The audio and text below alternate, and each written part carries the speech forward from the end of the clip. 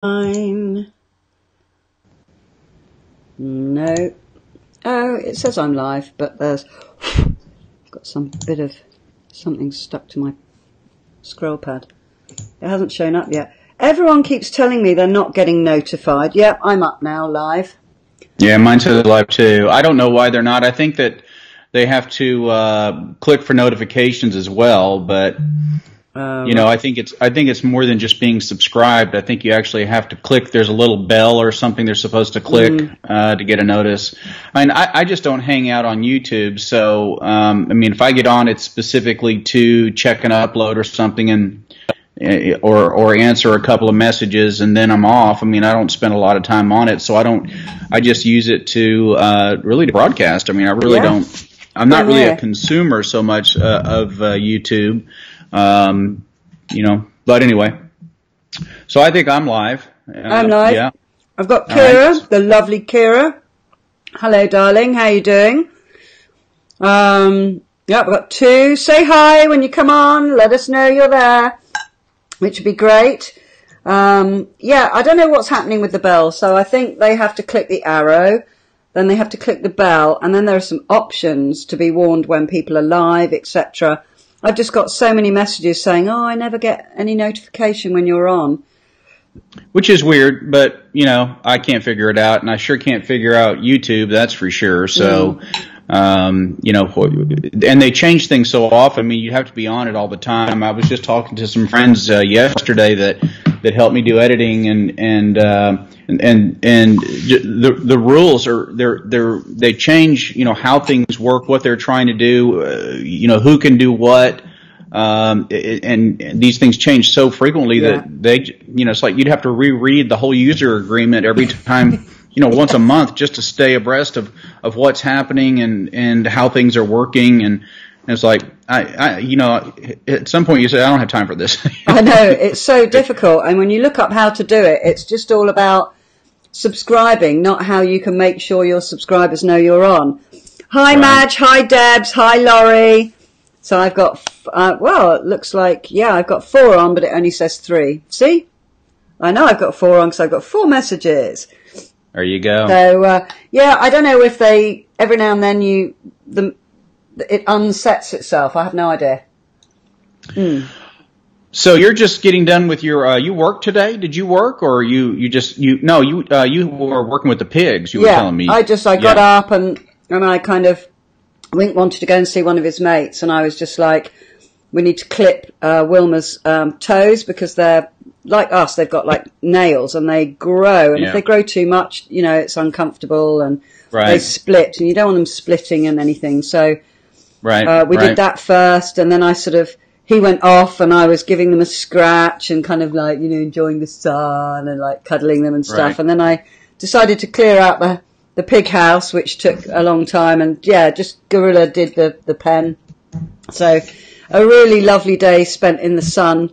And it's just like spring. It's like we saw a bumblebee today buzzing around, and a couple of moths. It's just like, whoa, I hope these guys know where they live when we get hit with the whiplash of cold weather coming back.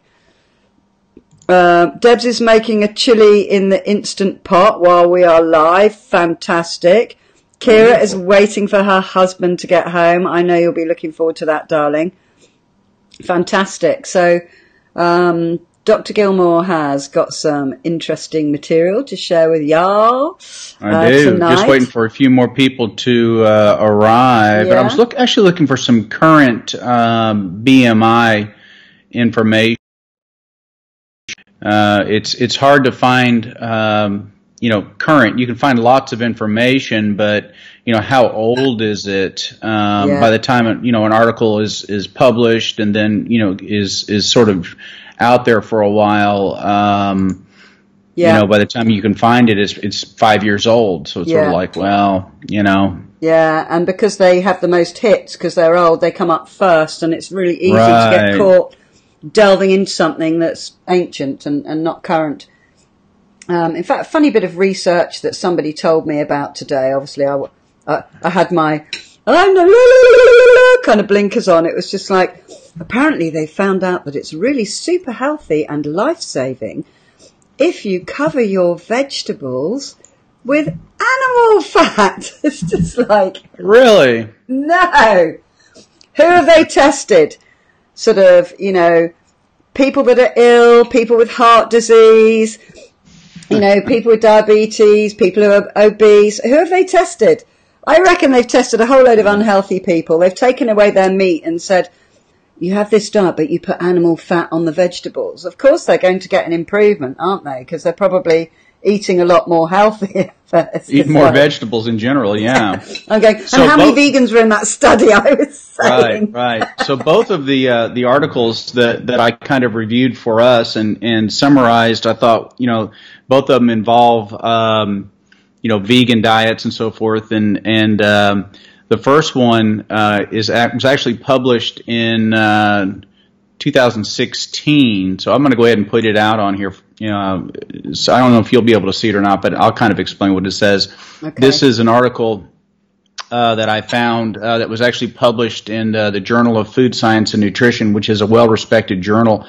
And the title of the article is Vegetarian, Vegan Diets and Multiple Health Outcomes, a Systematic Review with Meta-Analysis of Observational Studies. And I'm borrowing this. We're basically just talking about somebody's research, and so I'm presuming that if we put the title of the article and the authors here, Monica, Dainu, Rosanna, etc. here, they won't mind if we talk about their science. No, right? I'm sure they'll be delighted. So that was the title of the article. Here's a copy of the journal cover. Journal of Food Science and Nutrition. So this isn't just junk science. This is real science. This is peer-reviewed science. So you know it's good.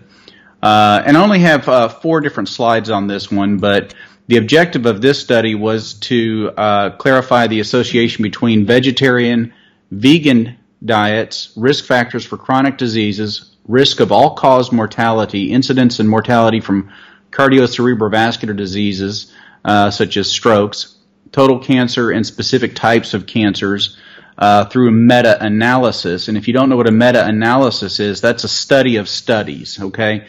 So basically what it means is that researchers pulled bunches of studies and used the data to sort of draw conclusions and to see if they could add power to the data by combining the data from lots of studies. So it's commonly done, and it's a good way to decide if something's worthwhile or not. So the next slide just shows that this group, they used Medline, Embase, the Cochrane Library, Google Scholar. This is where they got the data. So they pulled it from reliable sources, okay, and these are considered reliable scientific sources. Okay. The next slide just says basically 86 cross-sectional and 10 cohort prospective studies were included. So they used 96 studies.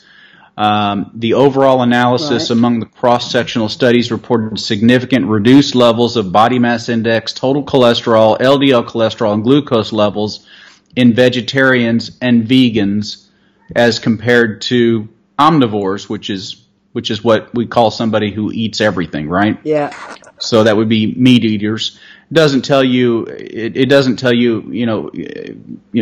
how much meat they eat or anything like that. It's just saying, generally speaking, that you're healthier if you're using these criteria, such as total cholesterol, how obese we may or may not be, glucose levels, more or less likely to be diabetic, and we compare vegetarians and vegans compared to people that eat meat. Right. Okay. Cool. And the conclusion, and this is what's interesting, this comprehensive meta-analysis reports a significant protective of. Well, I don't know what's going on out there. What was that? It was Abby yelling at the dog or something. Right. Basically, a significant protective effect of a vegetarian diet versus the incidence and or mortality from ischemic heart disease by a reduction of over 25%, incidence from total cancer 8%, and if you look at a vegan diet, it had even a more significant reduced risk of 15% from all cancers, total cancers. So it was a pretty interesting study, interesting meta-analysis, but it just confirms what we already know, that if you eat a vegetarian or vegan diet, then you're going to be, your risk of being sick is lower. Yeah. So that one's is a more recent one. And then I went back and I looked for the information on, we have talked several times about the Seventh-day Adventists and what a great group of people they've been to study, because apparently they're real good at answering questions and returning questionnaires as a group. And so I went on to the American Diabetes Association and looked at their on their diabetes care site, and I just put a little something up here about that. Okay. But they have a link to a famous study. This involves the Seventh-day Adventists, and the title of the study is Type of Vegetarian Diet, Body Weight, and Prevalence of Type 2 Diabetes. So they didn't just look at people who ate meat versus people who didn't eat meat. They looked at lots of different parameters, and this study is quoted probably in every book that you read, from Proteinaholic to the China Study to Dr. Esselstyn's book and others on health through nutrition. Okay. And so because the data is so well stratified, this particular article, and I think I probably have 10 slides on this one, so this one will take a bit more time, but the information is basically incontrovertible, and it is an amazing study. But the type of vegetarian diet, body weight, and prevalence of type 2 diabetes, and then you can see the authors there if you want to read this article for yourself. The next slide up basically says the objective of this study, and this was not a meta-analysis, this was actually a study. They assessed the prevalence of type 2 diabetes in people following different types of vegetarian diets compared to those that did not. Okay. Good. So this is what I find interesting about this study, and I think why it's so often used in books is because they do take and they do stratify out those that eat, those that are pure vegans, those that are lacto-ovo vegans, that is, they eat maybe they eat cheese and eggs. The pescatarians, which they call pesca vegetarians. Okay, so they're mostly vegetarian, but they also will, in addition to lacto-ovo, maybe they'll have fish as well, and then they add something called partial vegetarians, which I'm not exactly sure. I'm sure if we got into the research more, we could find out. Versus non-vegetarians, which I guess at that time or at the time of this study was the regular person.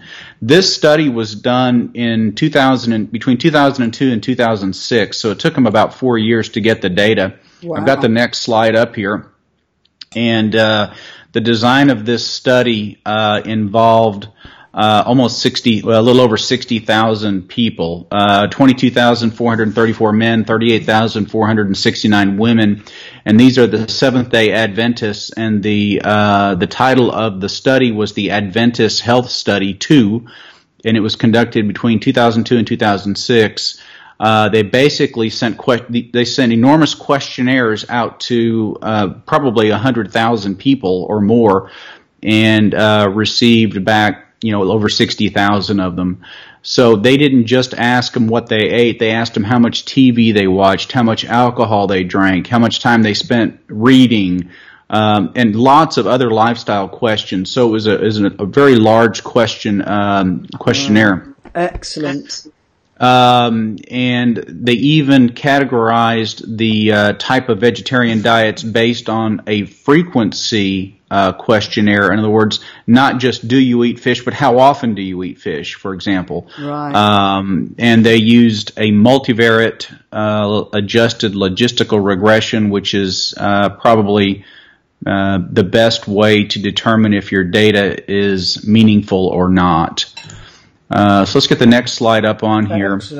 What they found was that the mean body mass index was lowest in vegans. Now that doesn't surprise us. And you guys remember what a body mass index is, right? That's the relationship between your weight and your height.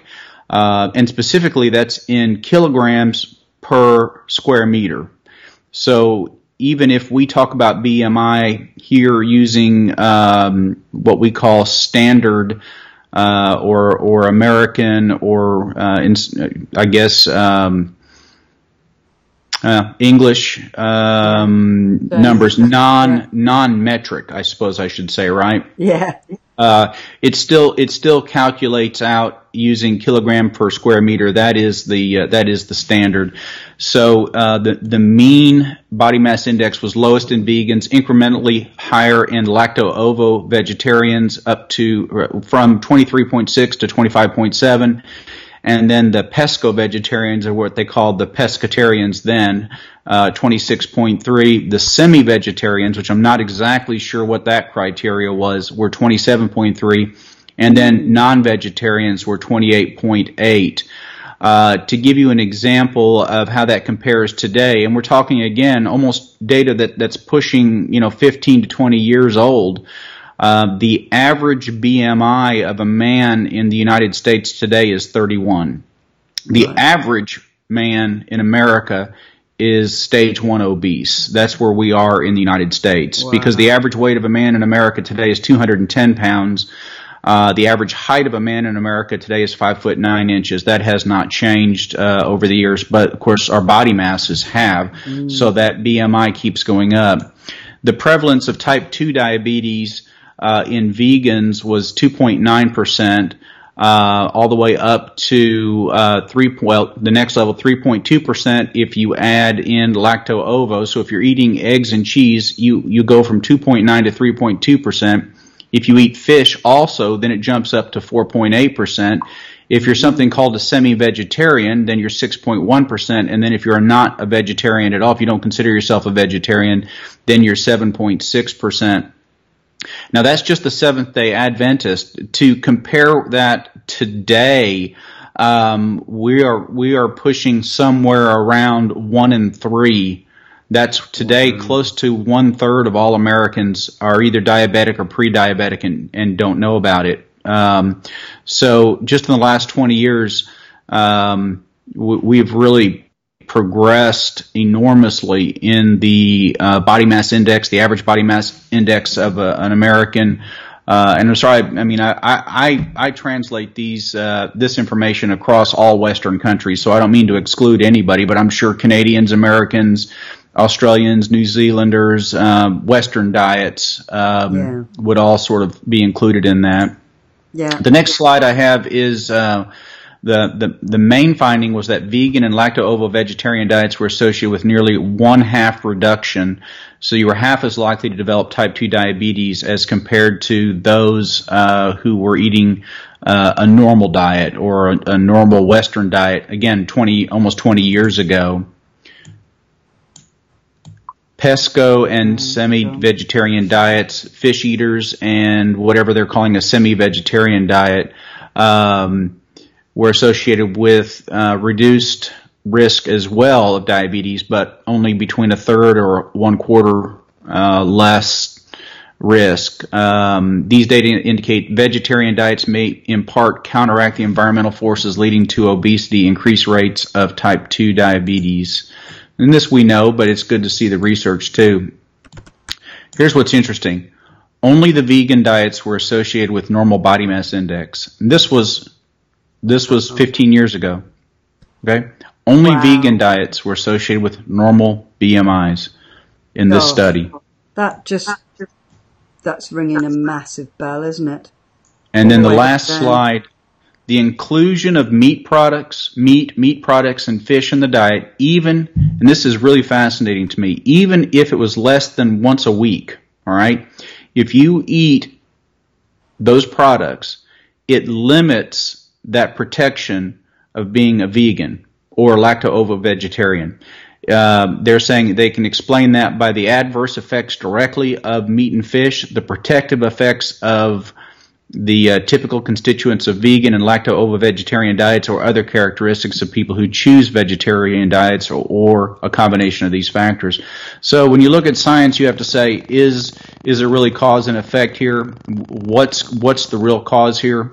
the only conclusion you can draw is that the association is very strong, that the more animal product you consume, the more likely you are to be overweight and diabetic. The previous study that we saw, the more animal products that you eat, the more likely you are to have heart disease and cancer.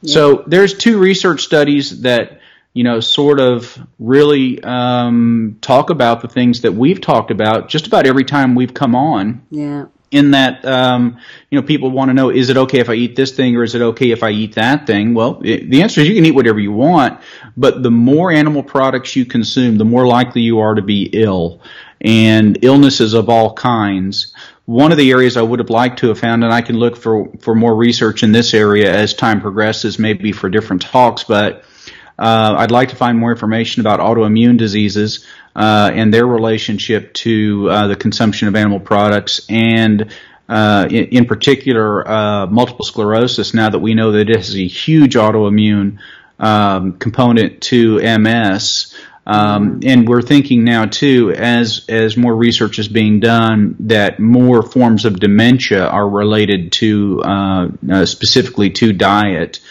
We do know that if you're obese, you are more likely to develop dementia. Remember, we talked about that on a previous talk as well. So it would not surprise me to find out later on that there is an autoimmune connection between obesity and dementia, increased risk of dementia. I don't know about Alzheimer's in particular. We think Alzheimer's is genetic. But like we talked about previously as well, not all genetic things that we're pre-programmed to have actually occur, because a lot of it, there are genes that have to be turned on and turned off based on your antimicrobial gut flora. Right, so the numbers and kinds of bacteria that live within our bowels and our gut actually produce proteins that signal our genes to make or to not make proteins that then signal events to occur, such as, who knows, cancers, autoimmune problems, all kinds of things. So what we're learning is we have more and more data that shows that the more animal products that you eat, the sicker that you will be. There you go. So that was my contribution to today, was to pull out a couple of studies and say, talk about them if you'd like. Yeah, absolutely. I've got a few comments. People are saying it was quite a Beverly's saying it was quite a jump in the numbers, and she's just put, leave flesh alone. And if only more people would get it. It's sad that it's not all over the news. I think you can find it there's quite a few videos about we could stop heart disease if only we didn't eat all this stuff. I don't know if it's fully plant-based, but, over the years I've seen, particularly the last 3 years when I've been kind of trying to better myself and, kind of be more healthy and just, be the best version of myself. I've seen quite a few of things like that. So I think it's incredible how the numbers change, and I think it would be very interesting to find out about autoimmune disease, because there's so many of them, isn't there?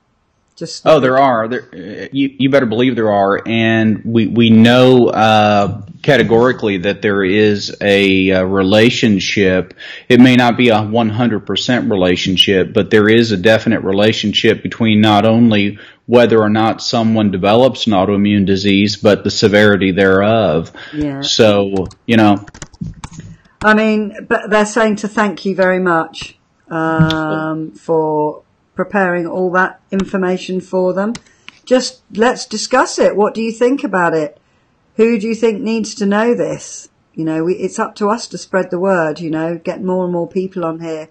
Beverly, is it Beverly saying that somebody's saying that their pain meds are down, or I can't remember. Somebody said something, but Beverly's arthritis is much better. Wonderful. So that's just amazing. Hi, Carrie. Hi, Elena. Hi, Bev. Hi, Cor. Hi, everybody who's come on since I said I didn't want to be waving to you while Dr. Gilmore was giving us all that information, because I wanted you to be able to hear it because it's important. Well, I wanted to put it at the beginning of the discussion too, so that if somebody wanted to go back and watch it, they wouldn't have to scroll all the way through to try to find, like we did the one talk, the benefits of fasting, and we sort of strung it out over the full 90 minutes. You'd have to watch the whole thing to get. Yeah. So like, we'll just do it all up front, and that way anybody that wants to, basically go through it, they can. And that's an abbreviation of those studies. By no means is that the complete study. I mean, those are little abstracts from those studies. So, but it does get the story out that you're more likely to be within your normal body mass, and you're more likely to not have diabetes, and you're more likely not to have heart disease, and you're more likely to yada yada yada. If you avoid the animal products. And in 2002, you were less likely to have a processed animal product than you are today, right? So we do know that the processing of the food of the animal products has increased probably exponentially in the last 15 to 20 years, and unfortunately, some of the plants as well have become more genetically modified, and so there's lots and lots of changes that are occurring to our food supply and what we're putting into our bodies, and they are affecting how we feel and how we behave in many cases, and our memory and our mood, all of those things. But those of us that have made the change to a whole food plant-based diet and are working hard to eliminate processed foods from our diet, I think it's basically at this point we're even seeing more and more public figures that are coming out saying, I don't eat any animal products. I'm a vegan. And they'll tell you their biggest struggle now is staying away from the processed foods, because you can be a vegan and still get a lot of processed vegan foods. Yeah. So there you go. I mean, that's the real struggle that I have is staying away from those processed things. Like if I want to have a lentil soup, and that sounds really healthy, but I've got to be real careful about what's in that can, right? Yeah. How much sodium is in there, and are there preservatives? And that's not ideal. It's a lot better than having a hot dog, right? Yeah. I mean, it's a lot better than a chili cheese dog with fries from a restaurant nearby, but it's still not ideal. So there's still room for improvement, but my health is so much dramatically improved from a year ago when I started this journey, that it's worth for me to continue to put the effort into learning to eat right, and being very careful about what foods I select to eat on a regular basis. So, so we all have to be vigilant about what we're eating and try to get that food as close to its origin as possible. But a lot of us we're busy. We're all busy, and we all, we don't have, we have the knowledge, but we don't always have the quick accessibility to the healthier versions of the foods. So we've just got to work harder at it, make more trips to the market or to the fruit stand or to the vegetable stand, and get involved with the farmers markets and things like that, where the kids are standing there and they're all dirty because they pulled them up out of the ground that morning. Yeah. Those are the ones I like to see. They've got the van and they've got the kids, and they're all dirty because they're all working together to bring those vegetables in. I mean, from that morning. Those are the ones I want right there. Yeah. I don't care if they are more expensive. Exactly, and it's so true. It's I think there's the processed foods. I have been using quite a few processed vegan foods, particularly with the fridge out. So 2 more days till I get the fridge. But I think, like that lentil soup that you said that you really liked. I do, yeah. Find a recipe, look at the ingredients on the can that you like. It'll have herbs and spices in it that add to the flavour that you like. And make a big pot, or get Abby to make a big pot of it for you. Then just freeze it in little pots. So then whenever you want something instant, you can just, cook up something that you've made. And that's what I'm going to do with my freezer. I'm literally going to fill it with things that when I'm being lazy, or like in a hurry and I haven't got time to chop lots of things up and, faff about, I can just get something straight away right out of the freezer and have it up really quickly. Although I've had the lovely Anna staying with me. We've spent 2 days at an expo called The Best You. So it was loads of different things really, but I didn't really know what it was going to be, but it was great fun and we met some really fantastic people, an awful lot of vegans there, because they're trying to do the best for themselves and be the best them, grow their mindsets and stuff. And they had a vegan stand there and it wasn't like the same old stuff. We were there 2 days and they had, I think, 4 different vegan wraps. And they had little pots of edamame beans with, avocado or different. They had kind of a really nice one with sesame oil and grated carrots and absolutely delicious. And they had, I think they were all wraps actually, the vegan ones. And then the next day they had another completely different selection. And I was really impressed because normally when you go to these massive events, like it was at Olympia, Madge will know Olympia. It's where we have like the dog show and, all of that stuff and all those car shows and boat shows and stuff. So one of those big places, you usually just get a whole lot of tat. In fact, we kind of thought that we would just fast because we wouldn't find anything to eat. But there was loads to eat. There was a chicken place as well. And in fact, we got a lot, apart from one of these wraps, everything I've eaten for the last 2 days has been raw. So I've eaten loads of fruit and loads of salads. And we actually called up Chef Alicia, who a lot of you will remember.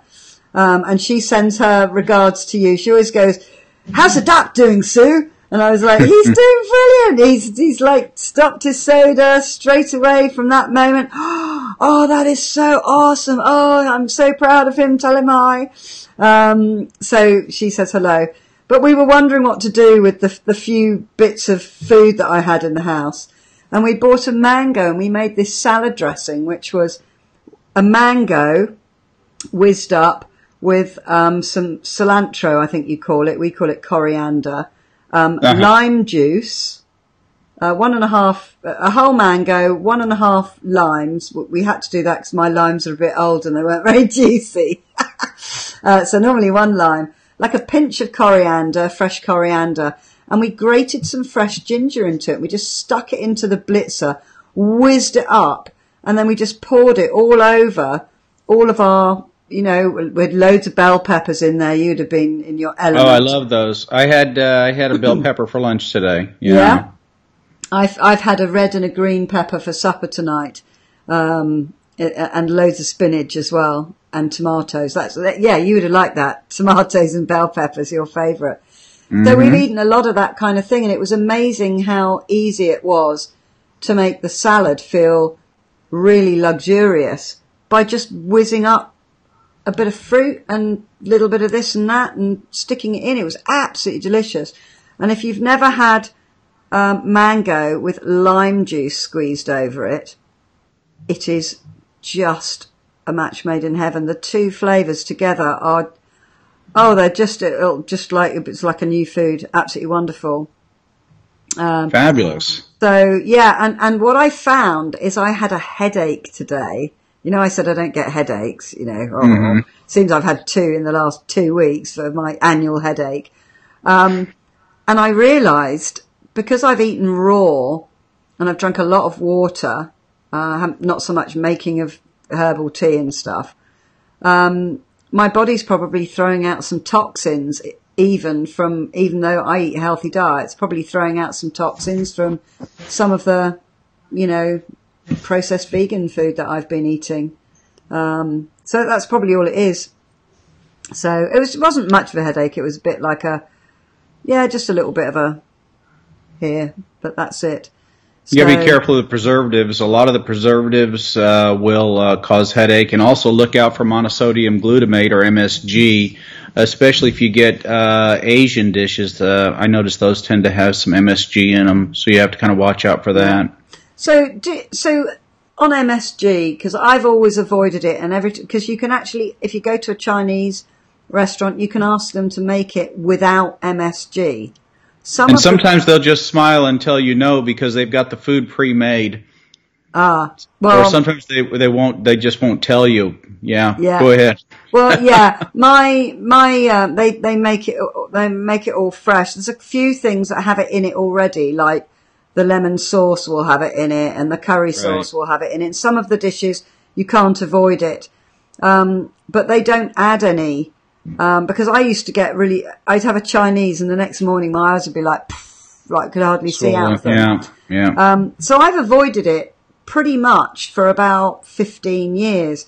And then I watched a study about how it wasn't, it was just salt. It wasn't, any kind of mad thing that was like really dangerous, and it just added flavor and blah, blah, blah, blah. So I've stopped actually asking. It's a trigger for migraines for some people, though. Oh, is it? Right. Oh, yes. MSG is a well-known migraine trigger for many people. So people that have it as a trigger, they know because they've experienced it. And it's usually a rather, quick turnaround from the time they eat the MSG or containing food and develop the migraine. So it's one of those where it's really easy. Like some people that eat chocolate will get a migraine strictly from the chocolate, and that's usually a quick connection for them to make because it happens so soon. So they learn right away to avoid those things. But they'll go. They can almost always tell you that they have to avoid Asian food restaurants. Almost 100% because the information oftentimes, and I don't mean to be critical toward any particular group or anything like that, but even if they tell you, oh yeah, there's no MSG in this, there is some because they're using it in the restaurant, and just like Robin just said, it's easy to cross-contaminate with the MSG. So even though they don't intend to put it in the food because they have it in the restaurant, it tends to get into so much that it's almost impossible to eliminate it, even if you ask for a dish to not be made with MSG. Right, that's really good to know. I had no idea. So if any of you didn't know, then I know some of you suffer from migraines, and some of you are probably having a lot less migraines now. But Carrie has said that she's been sensitive to MSG for years, since a little girl. Oh my goodness me, there's loads more comments here that I've missed. Yeah, MSG is sort of for those that try to avoid preservatives and additives. It's going to be high on their list. Yeah, it's a trigger. It's kind of a trigger point for a lot of people. So I would say for those trying to eat a whole food plant-based diet, if you avoid MSG, you're probably doing well. Right, absolutely. Yeah, so I'm going to start getting them to take it out again. I find if it's not in there, because you just get so ravenously thirsty after a Chinese meal. That's what I find. So, yeah, there probably is a lot of salt in it. But you're 100% right. MSG really amplifies taste. You can buy a shaker of MSG right at your supermarket. And if you ever want to really know what MSG does to food, the next time you make a meal, buy some MSG and sprinkle some MSG on there and see if that flavor doesn't pop, because it does. But that doesn't mean it's good for you. Yeah. But it definitely makes the flavor pop. Yeah. That's absolutely true. It does. And it's something our taste buds are used to, because if we've been eating processed food, it's got a lot of salt and a lot of sugar in it, because our taste buds we're programmed to like salt, sugar and fat. So anything that's salty, sugary, fatty, we tend to think is lovely. Jackie, MSG is monosodium glutamate, and it's added in abundance to Asian food, so that they'll add it to your Chinese food. So a lot of people above in the comments, if you scroll back, have said that they have to be careful with. Debs has to be careful with MSG. Sika, MSG gives her a migraine. Carrie, she always asks if they can eliminate it. Interesting. Beverly's saying, I get headaches now because I have to remind myself to eat, Dr. Gilmore. I've found food is no longer in my life. I wish I had that problem. you need to get your heads together, you two, to see if you can cross-pollinate those thought processes. Oh my goodness. Well, yes. From a person that's like, always like, what am I going to eat? What am I going to eat? What, always like thinking about the next meal and eating and snacking and eating and like food as a comfort. I'm not saying that was you, Beverly, but the fact that you said, because food is kind of no longer the whole of your life or your life, actually you have to remind yourself to eat. So I would say always have with you a canister like this, which you can fill with water. Okay. So, and if you just carry it about with you, I find I drink much more if I have something like this, because this kind of sipping from a straw or clicking it open and having a sip, I don't know, it's much more conducive to me actually consuming liquid than having a glass by me. And you can stick it in your pocket if you're walking about, or chuck it in your handbag if you're whizzing down the shops or getting in the car or doing anything. You can just have it with you all the time. And of course, because it's a permanent thing, you don't have to use lots of nasty plastic bottles. So I reckon you'd get less headaches if you were drinking more, because, you can fast all day. So I reckon you might be forgetting to drink as well, Beverly. Am I right? Right, what's Madge saying? Sue, on February the 29th, 9 p.m. on ITV, Dr. Michael Mosley has a program exploring how junk food affects 4 healthy people.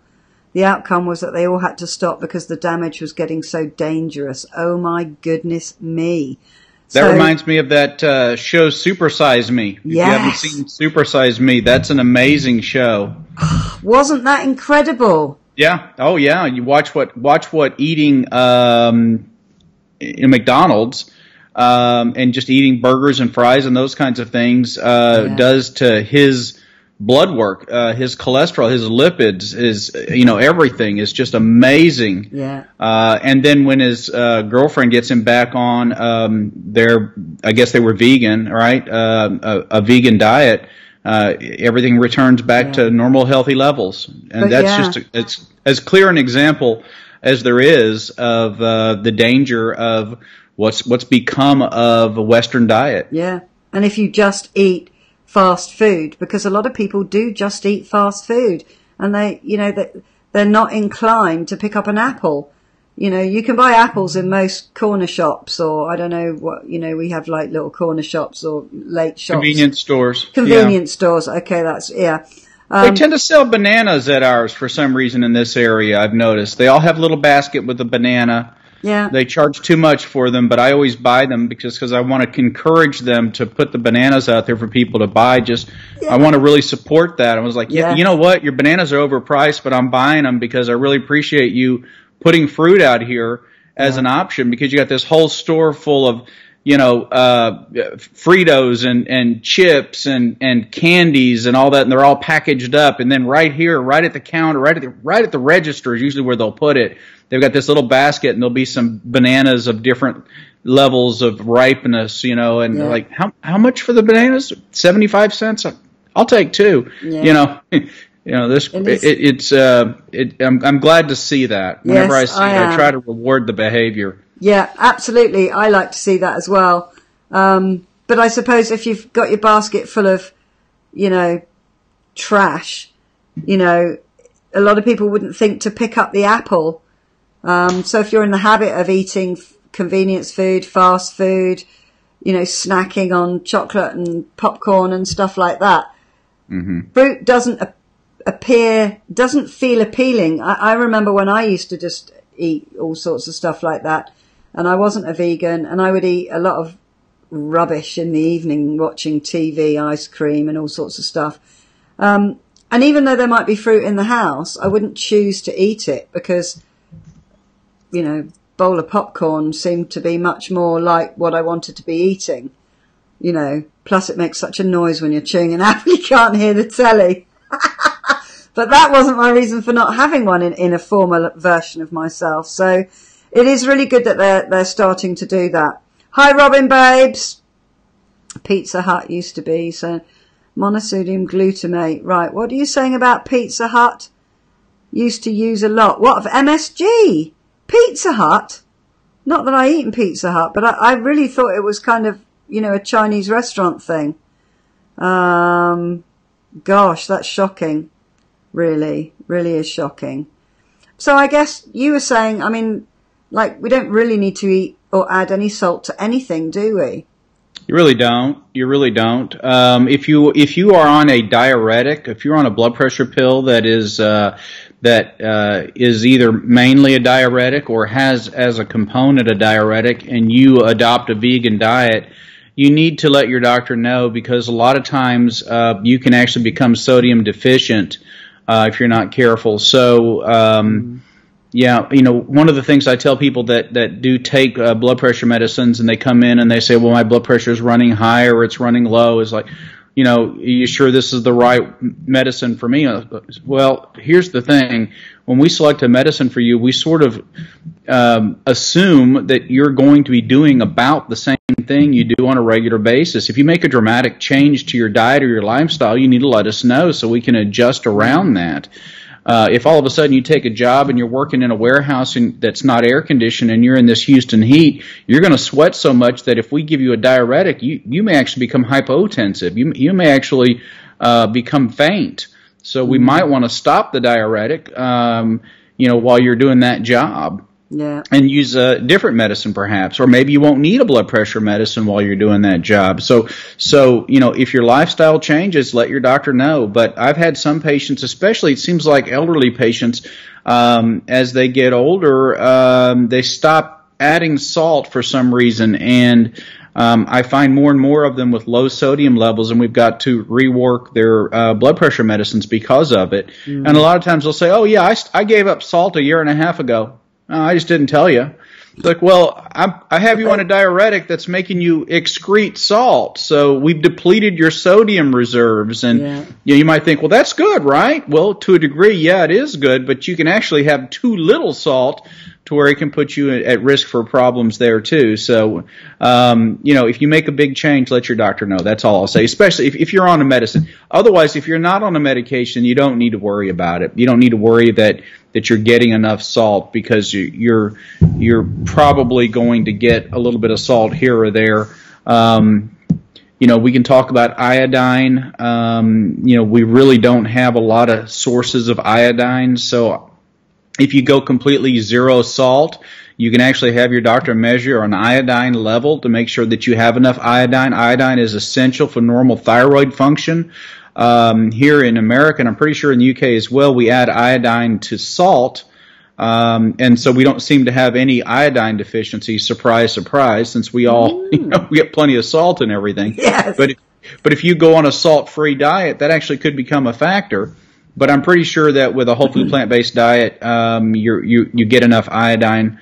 I believe that there were a couple of veggies that we looked at that had iodine, so we can look more into that later as we go if we'd like as well. Yeah. Or if somebody can look it up now if they want. But I'm pretty sure there was one or two food items that were fairly common with a vegan diet that had some iodine. But if you're going to make a big change, like giving up salt and animal products, and you're on a lot of medicines, you should let your doctor know if you're on a bunch of meds that, hey, I'm going to make a dramatic change in my diet, and I think it could positively affect my health to the point where I may not need as many of these medications. When do you recommend I come back in for a checkup? When would you like to check my labs? And if they say, 6 months is fine, say, you know what, how about 12 weeks? Because that's when they should see big changes. Yeah. Sometimes earlier than that, but by 12 weeks for sure. Well, I think all of you here would definitely put a thumbs up for the changes that you've experienced in 12 weeks. I mean, Beverly got rid of her type 2 diabetes in 12 weeks for a start. Mm-hmm. Mm-hmm. We saw what Chrissy did with her vitamin D level in 30 days. Yeah. Absolutely amazing it was. Hi, Carol, sweetheart. A lot of them are saying that they're really glad that they don't like fast food, and that's fantastic. I really haven't eaten a lot of fast food in my life, so I'm kind of very thankful for that. Carrie is saying that you're giving excellent advice right here. That's fantastic. Nobody salts my food, but they do notice other foods not prepared by me are very salty. There we go. So Carrie doesn't cook with salt, and everything else that other people, other things that other people prepare, they find very salty. So yeah, I've had to send food back in restaurants because it's so salty. It's like eating salt. It's just like absolutely like, what did he trip over when he salted that and put half a bucket on it? Obviously I don't say that to them, but sometimes it's just inedible because it's so salty. And I think here's some iodine. Ladybug Grandma, who I have not seen before, welcome. Hi. And has said seaweed has iodine. I know some people that like those real thin, dry seaweed. Yeah. I don't like them at all because they smell like dead squid to me. To me, they smell like bait. Okay, but Robin says lima beans and prunes, and those are the ones that I had seen before. But I remember seaweed has a lot of iodine in it too. Yeah. But yeah, prunes especially and lima beans have lots of iodine. Yeah. So there you go. So if you're eating a whole food plant-based diet, you should get some lima beans once in a while, and maybe some prunes are a good idea as well. Vegan sushi. Because they wrap that, they use those sheets to wrap their sushi in, don't they? Yeah, I guess they do. Yeah. Beverly is saying, tastes like fishing bait. I'm still chuckling, said the fisherman. It's the smell. And one of the nurse practitioners, she eats the little seaweed stuff and it smells like a dock to me. It does. A little bit fishy. Well, I guess it's seaweed, isn't it? Yes. So it's going to. Beverly said she is also off her high blood pressure meds and dizziness is 80% better. OMG, she's got in capital letters. Wonderful. That is fantastic. Everyone's congratulating her. Oh, and the lovely Vanessa Argo, she didn't get notified we were on again. I really don't know what's going on. We talked about that at the beginning of this video. You have to click the bell, and then there are some options that you can switch on, be notified when this channel goes live. Yeah. I think some of you get notifications if I just put a video up, but you don't get notifications when I go live, which is why I've put a video up before this in the hope that you get notified and then realise. So I'm sorry about that, V. How you doing, babes? So Carrie is saying, yes, seaweed is excellent for you, but gross. Yes. So Deb's just sent me, she said, potatoes, bananas has a little, a half a cup of corn has 14 micrograms. Cranberries seem to be a good source of iodine. And strawberries. And then lots of things that come from the ocean, like kelp, alaria, dulse, lava. I don't know what this stuff is. No. Carrie said that her mother's Irish and they love it as a snack. Kelp. That's what kelp is. Kelp is like seaweed as well. It's really, and there's this other thing called, totally going to forget it, but when I was staying with my friends who live they live on the mainland, but it's so remote that no mobile phones work there, and their drive is 7 miles long. It's just in the middle of nowhere. And the air is so pure in this place because there's no cars, there's nothing going on, that it's 98% pure. And it's the only place in the world that these certain mosses grow because it's so pure there. Anyway, we went on the beach and we were looking for ages for this particular seaweed, and it looks like, I'm not even going to be able to tell you what it looks like now. I'm just rubbish, aren't I? But anyway, it's I can't remember what it's called, but they actually now sell it in supermarkets here. It's incredibly expensive because someone has to walk a beach and look for it. It's only like tiny. It's like, it's like these little kind of tufts, like little, I don't know. It grows in a formation a bit like those cactus you see in westerns. You know, it grows in that kind of formation, but it's kind of a flat, kind of tiny little thing, and it's like a succulent, and it's really tasty, but it is very salty, but it's really, really tasty. Somebody's going to know what that's called. They're all saying yuck about the seaweed. Yeah, I tried it. It didn't work for me. You know, that's all there is to it. Anyway. So Jackie saying it's awful with all the knobbly bits in kelp, and kale is also disgusting. I love kale. I like kale. I like kale if it's juiced or if it's cooked. I don't really like raw kale that much. No, I don't like the texture. It's the texture for you, is it? I find it a bit hot and peppery. Really? The kale?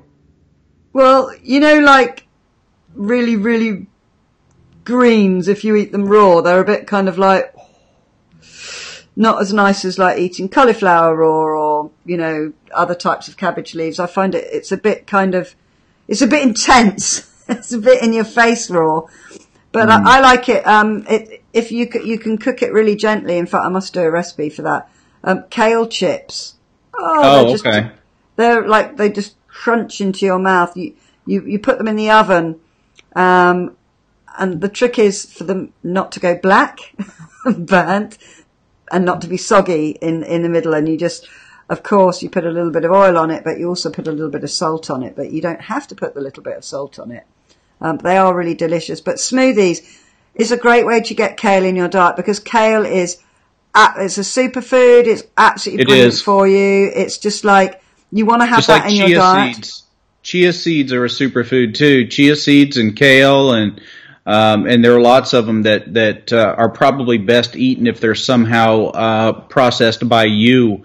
I wouldn't buy pre-processed foods in those areas, but if you get them as whole foods and then you put them in your own blender, or what did you call it, a blitzer? You called it a blitzer earlier. I call it a whizzer.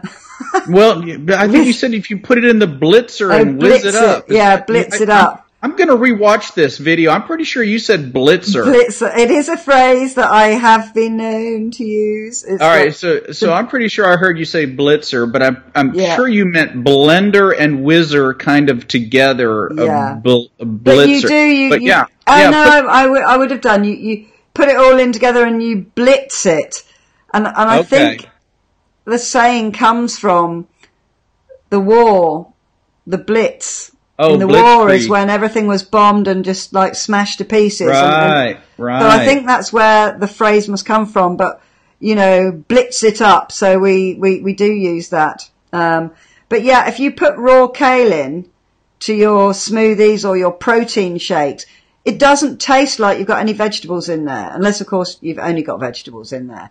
But, you know, if you've got, you know, some fruits and some berries, you've got your protein powder, or you've got, you know, different fruits and stuff in there, and you've got chia seeds, you stick some kale in there and, you know, some real dark green veggies. It is so powerful, so full of, it's just so good for you, and you can't taste it. So that's a way of getting around. Bit like those of you who don't like avocados. You can make chocolate mousse in your whizzer, in your blender. Who doesn't like avocados? Come on. I made one of the first recipes I made was quinoa flatbread, and I made guacamole, and I had a load of I hate avocados, and I was like, you're not eating it right. You need to come to Texas and have some guacamole before you rule out avocados. Come on. That's just not even right. Yeah, I don't see how you can possibly be a whole food plant-based eater and not enjoy avocados. That's just... They're just like such a staple. They really are. They are, because they're creamy. It's a source of fat. They are filling. You can make desserts with them. You know, samphire. Yes, Sandy, you superstar. It's called samphire. That seaweed I was talking about that grows on the beach. Thank you. Samphire. SAMPHIRE, and it is a superfood. It's really, really good for you. She blitzes it up and whizzes it around. Debs is saying, they're all taking the mickey out of me now. Kale salad with apple, cranberries and walnuts with a tangerine dressing. You see, Carrie, that sounds delicious. It does. And I would probably throw all of that in the blender and with some apple chunks and maybe some walnuts and just blitz it up. Blitz it up and just neck it. Blitz it up. Woof. Gone. That's right. Carrie said avocado is nature's butter. It is. It's lovely. Elena said guacamole is gross. Along with cashew butter. Yes. Cashew butter. Elena, is it you that hates avocados? Because she doesn't like tomatoes either. So she's got a double yuck whammy there with guacamole. Oh, wow. Really? Stay away from the guacamole. Do you know what? Some of you guys, and I feel so sorry for you. My heart goes out to you. It bleeds for you. Some of you don't like Brussels sprouts. Oh my goodness! I know. My favourite vegetable. I know. Have to bake them. I know. Half the world doesn't like them. You bake your Brussels sprouts. You slice them and you put them in the oven. Get the DW that she makes them. They're wonderful. She sprinkles something on them. I don't know what it is. They're delicious though. Even Wink said it was bearable, and he hates Brussels sprouts with a passion. Have you made baked or baked cauliflower for him yet? No, I haven't. It's fabulous. Oh, it's fantastic. I was so surprised the first time I had that. I thought, wait a minute, what is this and why have I not had this before? Yeah, Debs mentioned you air fry them too, but you put them on a pan just like you would the Brussels sprouts, just little florets of the cauliflower, right? Not florets, not the florets, right? Florets. And you just lay them out there and sprinkle a little, maybe Lowry's. You might ask the DW; she can probably tell you what she puts on. But you bake it up about the same way, and it is fabulous. Fabulous. I mean, it's incredible. Yeah, I bet it is. I think there's a recipe that I followed. It was from the Roux brothers for some soiree I was having in my 20s in my flat in London. And I think it took us 2 days to cook up some morsels that were literally gone in 30 seconds. I couldn't believe it. But one of the things was deviled nuts, which are like these, they're really delicious. They're, you have to put curry powder in them and like a balance of spices and herbs basically. And you put oil over them and you cover them, toss them in this kind of oil and thick spice mixture, lay them out on a baking sheet, and you just gently bake them. And then they're like these roasted nuts. So the crunch on them is really different. It's like a dry kind of clean crunch, and the flavour's just awesome. And I reckon you could do the exact same thing with cauliflower. Cor just mentioned that she hated Brussels sprouts before she ever had them oven roasted. And I would say I never really liked them much until I had them oven roasted either. I would agree. But anyway, I'm sorry. I think I interrupted you. I apologize. No, that's absolutely right. Even Wink said that they were passable when they were baked. So, and they taste completely different. They do. Absolutely. And raw. Somebody said, "Oh, they're great raw." So I've never really eaten a Brussels sprout raw, like an apple, and they were gorgeous. So Elena doesn't like them because her granny would always boil them forever. That's what we did. In the 60s, they boiled vegetables for about half an hour. Goodness knows. We're all alive though. But then she would put vinegar on them. Oh, that's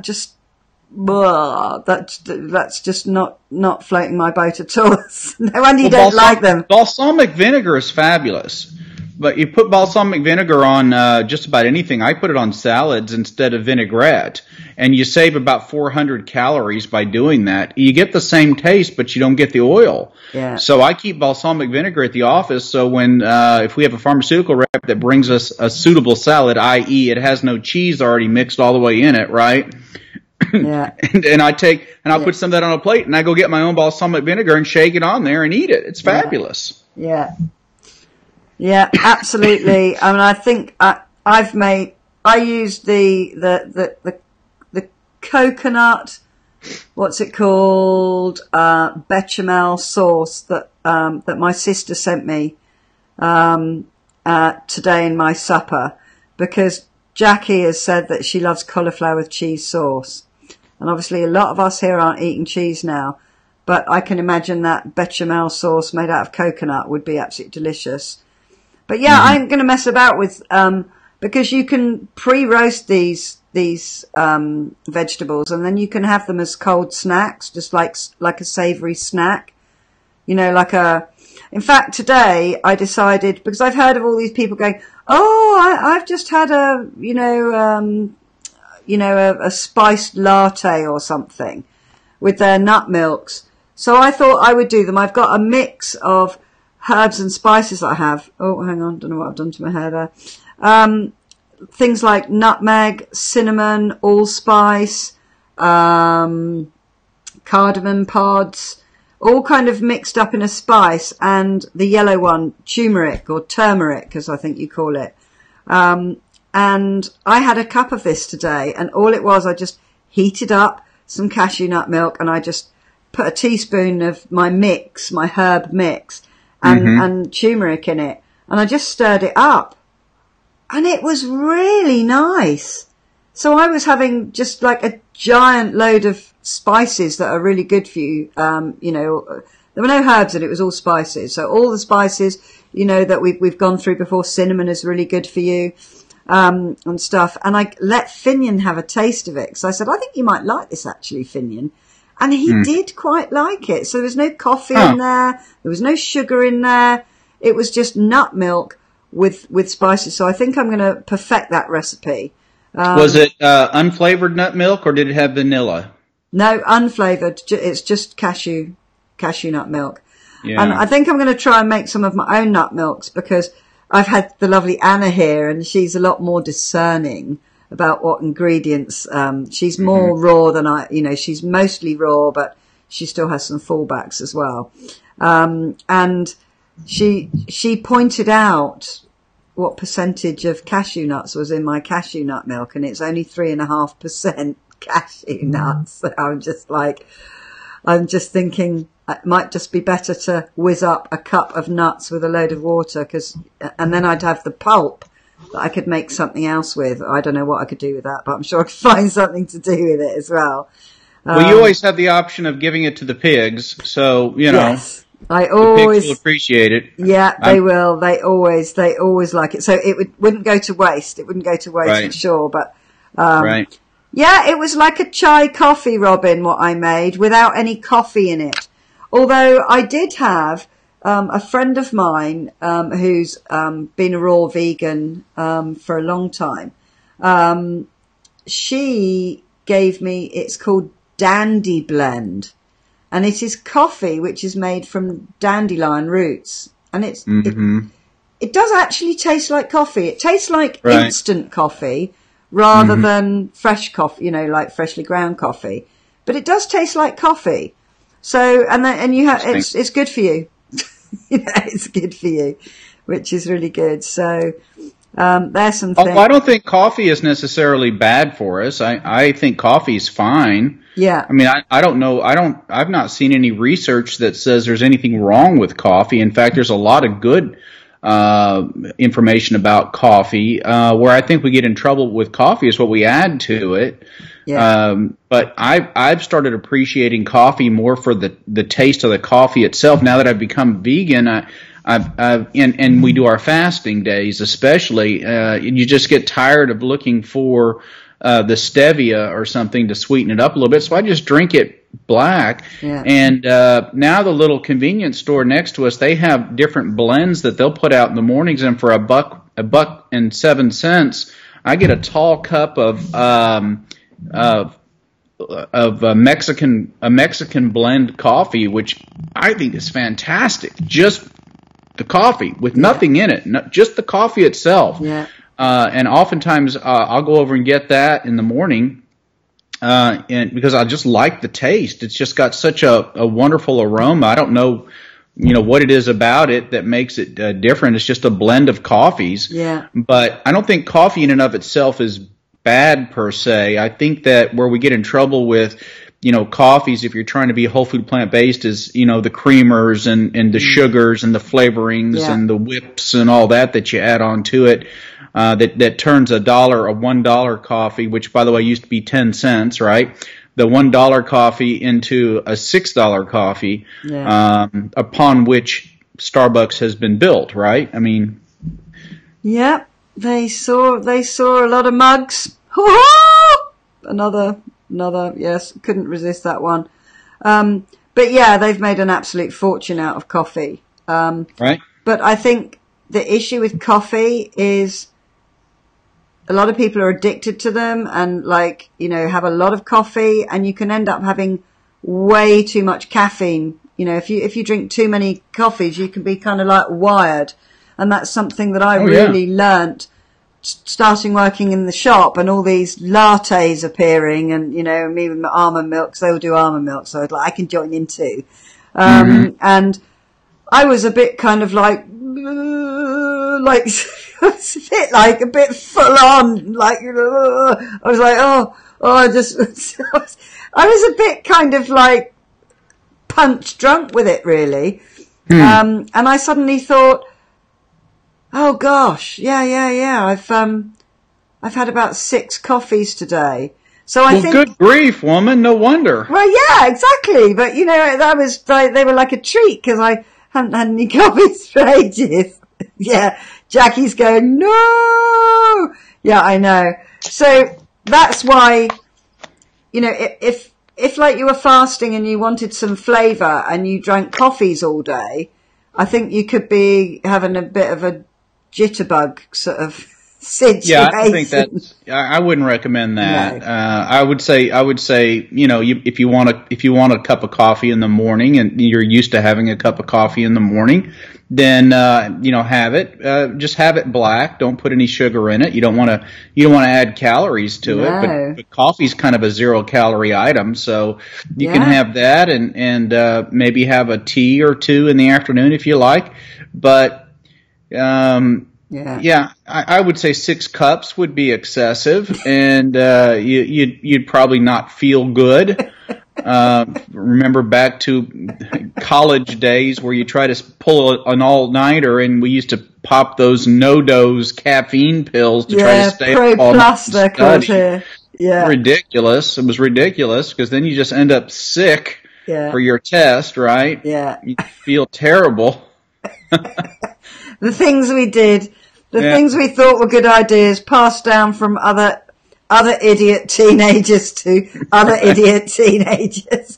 Yeah, it's funny actually, because I decided I was only going to have one coffee, and I thought I would have an extra shot in it, because when I always get the biggest one possible, because it lasts me all day. I sip away at it. I don't mind drinking it cold. I drink most of my drinks cold because I forget they're there. It's like lifetime habit, cold drinks.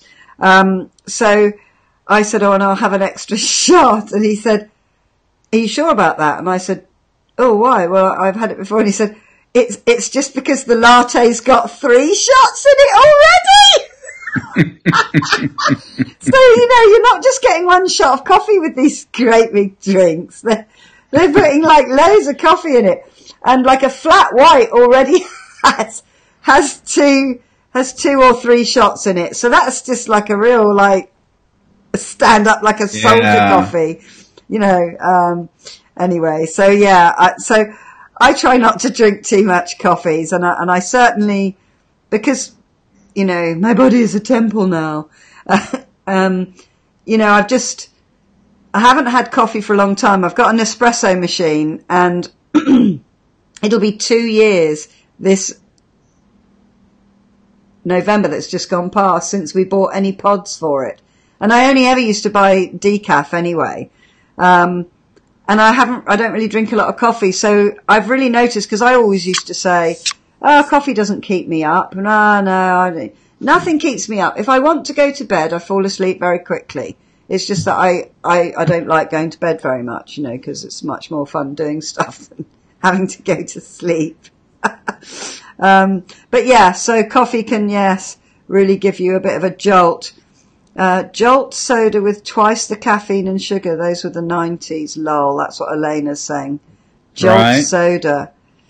Right. Okay. So I'm just looking at some of the comments. Robin was saying also the type of coffee and how it's brewed from fresh ground beans can make a huge difference. Yeah, because instant coffee has a lot of chemical caffeine in it. So definitely. I completely agree with that. From a physician standpoint, I've also advised my patients with asthma, if they're having an acute asthma attack, and they can't find their inhaler, that black coffee is actually a very good bronchodilator. Really? Oh, absolutely. It's a phosphodiesterase inhibitor. It will actually cause bronchodilation. So, coffee is a backup bronchodilator for asthmatics, and that's absolutely true. Wow. It's also a huge diuretic, and you will go to the toilet a lot. So it can dehydrate you. I used to if I used to sell computers in the 80s, and I'd go and meet my clients, and they would always offer you tea or coffee or whatever. And I could never make it out of a 45-minute meeting without having to ask to use their toilet, if I had coffee. And it was just like you feel, and then they might give you another coffee and you'd have another one, and then you'd have to ask to go again if you had a bit of a long meeting, and then you felt really embarrassed that you kept going, oh, sorry, can I just use your toilet again, please? It's just like, and you'd be sitting there not really being able to concentrate on the meeting because you were so desperate for the loo and just hoping the meeting would really hurry up and finish so that you could go without having to ask to go to the loo again. And my colleague just said to me, drink tea. Coffee goes straight through you, and it's kind of, that was something I learnt when I was about 20, and it really does. It's like, if you've got stuff to do, if you have a coffee, you're going to be stopping to go to the loo as well. So, Soul gives. Oh, right. Beverly, this is interesting. They're talking about gardening because Jackie said she would like to grow her own veg, but she doesn't have she doesn't have a place to do that. And Beverly is saying digging in the dirt is proven, in capital letters, to be a mood booster. The soil gives off certain smells. I can believe that. We're creatures that are supposed to be in contact with the ground. Because, we didn't evolve to be in houses on carpet. We evolved to be walking on the soil. And, didn't we all do that when we were kids? That's interesting. Because I love the smell of soil. I don't want it in my dinner, but I appreciate the smell of it. Like when it rains and you can smell the ground. That's what I love about rain. Oh, you're not smelling the ground when it rains. You're smelling the ozone in the air. Oh, no. Yes. Bah humbug. Yes. You don't know what you're smelling. Okay. Explain. You better look that Expand. up. You better do some research. Oh, you better do some research on that. But you can smell the grass and you can smell the soil, and it's just like you're saying That's after it's rained. That's what I mean. Oh, I thought you said when it's raining. When it's raining, that there is a distinct smell or an odor that you get with rain. That's ozone. Right. Okay. Right. Next time it rains, I'm going to be out there with my hyper nose sniffing. When those first drops of rain are coming, you can smell that rain smell. That's ozone. Really? Yes. Is that bad for you? No, not at all. Oh, good. Phew. I'm so pleased. It's not like 6 cups or 18 shots of caffeine, depending on how you calculate your coffee over there. Oh my God. That day when I had, oh my God. I had 18 shots of coffee. No wonder. You're right. You're still having flashbacks, aren't you? Yeah. I've never quite been right since. Yeah, no wonder. Because I'm pretty hardcore and I can pretty much do anything, as I said, except pee over a 3-foot wall. And I've never had coffee affect me quite so much as it did ever even noticed that I was having an effect from coffee. So yeah, 18 shots of coffee. That's probably, I'm lucky I didn't end up in the hospital. Oh, dearie me. Coffee. Yeah, coffee enemas. They do use coffee for colonic irrigation as well. Hi, Summer. How you doing, sweetheart? Thanks for joining. Hi, Carol. Right, Jacqueline, do you take Meta 7? Right, Madge is asking Jackie if she takes Meta 7. I do. Yeah, I do too. In fact, I nicked one of Wink's this morning because I finished my bottle yesterday, and I said to Wink, have you got any left in your bottle? Because sometimes he forgets to take it. Well, I opened his bottle. There's about 3 weeks supply left in there. He's so naughty. He's just so disobedient. I'm going to have to get a cricket bat out to him or something. Yeah, I just sat in my pig cage. We need to talk. A cricket bat is not a bat. That is a paddle. A paddle. I'm terribly sorry to inform my friends from across the pond. That is not a bat. That is a paddle. Yeah, but I think baseball with a paddle. I'm paddle. sorry. I think if I was to crack him around the side of the head with the flat bit, I think it would be more of a wake-up call than with a pole, which Possibly. is your bat. Your bat's Possibly. like a pole with a handle. I wouldn't want to be hit with either one of them. No, I wouldn't really hit him anyway, obviously. I know that. Obviously I wouldn't, but how many times can you do them? Wah, wah, wah, wah, wah, take your pill. Have you taken your pill? Oh, I think so. I haven't done it. Yeah, I'll take it in a minute, darling. Woof, and out he goes again. It's like, ah! Okay, so here's the deal. We got we're about 10 minutes in from being an hour and a half, and I want to kind of bring it to a close, at least from my end here. Yeah, sure. So if there's anything that anybody would like me to sort of expound upon or talk about on Thursday, I know Thursdays we kind of said was going to be an open mic kind of day, but last Thursday we sort of were fumbling around for material because we didn't have anything prepared. It was still fun, don't get me wrong, but I think it works better if we at least, start off with some facts and figures or something. So if there's something you'd like me to bring or to prepare, then let me know now, and I can try to do that for you. Yeah. For Thursday, because we're going to be 6:00 on Thursday, right? Texas time, midnight UK your time. Okay. Yeah. So that's when we'll be back together again for this exciting venue, and we can hear all about what Sue has imbibed at that time. Or not. What ridiculous is. I might be a bit late actually. I might not even make it, on Thursday because I'm going to be stroking my fridge. I'm going to be opening the door. I'm going to be looking inside. I'm going to be feeling the chilled air, closing the door again. I might have to open it again. I might literally not be able to leave the fridge for days. It's going to be so exciting when it comes. And you just know I'm going to make a video of me jumping up and down like, I don't know, a kid in a sweet shop. I don't know. I'm just going to be so excited. So I'll try and remember to leave the fridge for long enough to see you all on Thursday at midnight. I'm only somebody's saying that they can't order Meta 7 where they are, or Summer. I don't know, where is Summer that she can't order Meta 7? Summer, aren't you in Australia? Did you say you were in Australia? Summer, I can't order Meta 7 here. Yeah, she's saying that to me. You go to meta-7.com, just like is on my screen here at the bottom. I realize it's sort of this salmon color thing. You go to meta-7.com and you order. We ship to Australia all the time. Right. We ship to New Zealand and Australia, but you can't order it off of Amazon. If you have to order it from meta-7.com, and we ship that to you personally from Texas. Yeah. So it takes about 6 weeks. Meta, META. I'm just going to put it on here. That's underscore. Meta-7.com.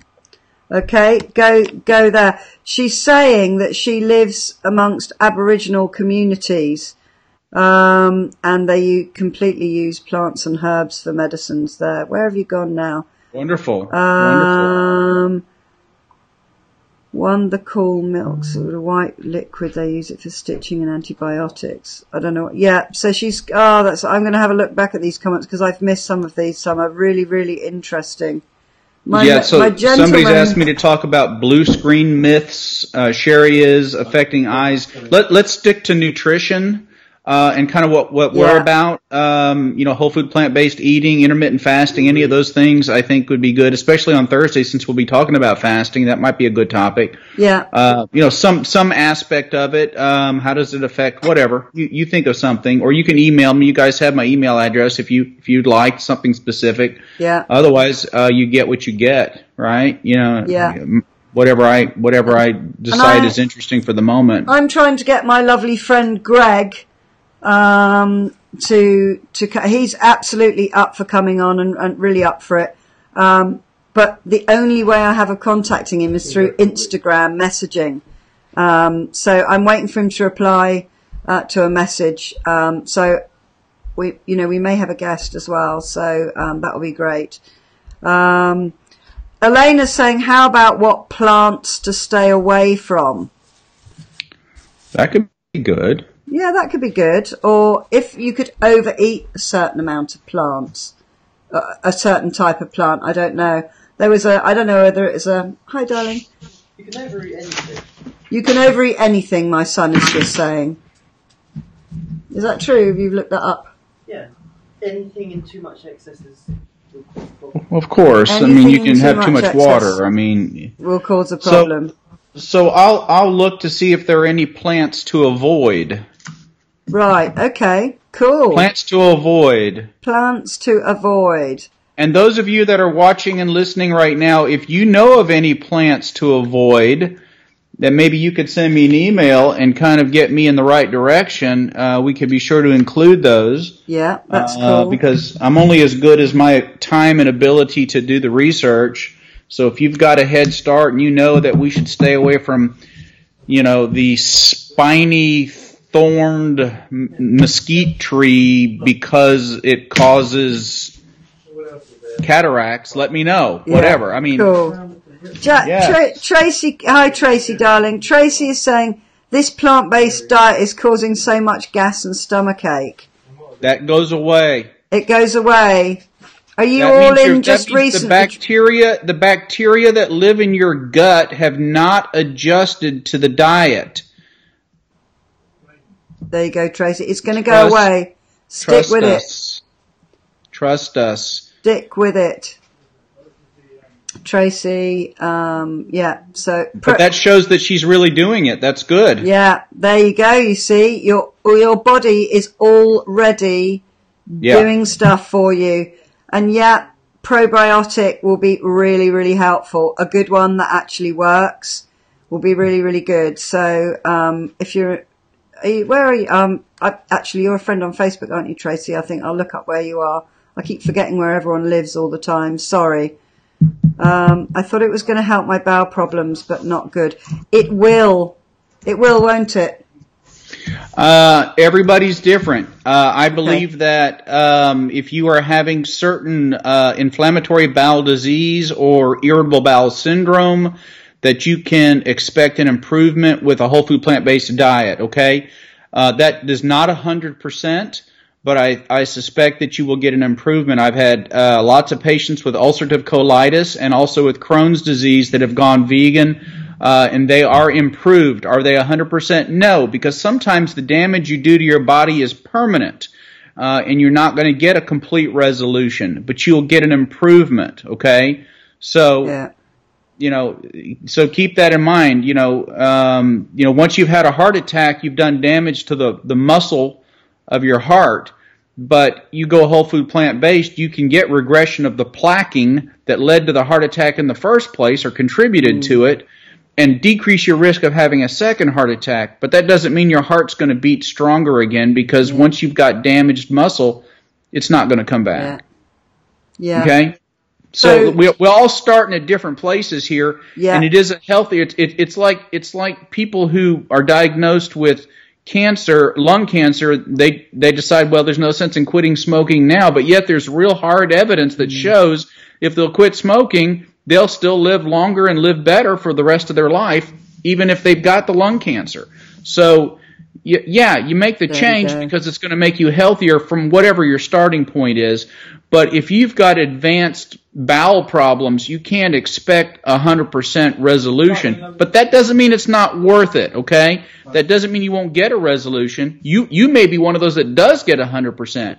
But just remember, if it took you 40 years to get where you are, you can't expect in 12 weeks that it's going to reverse, okay? So, you may get over a 5-year period, you may get a full reversal, but you can't expect it to happen over a short period of time. Yeah. That's not reasonable for your body to be able to do. Yeah. Everybody here, look at the comments, Tracy.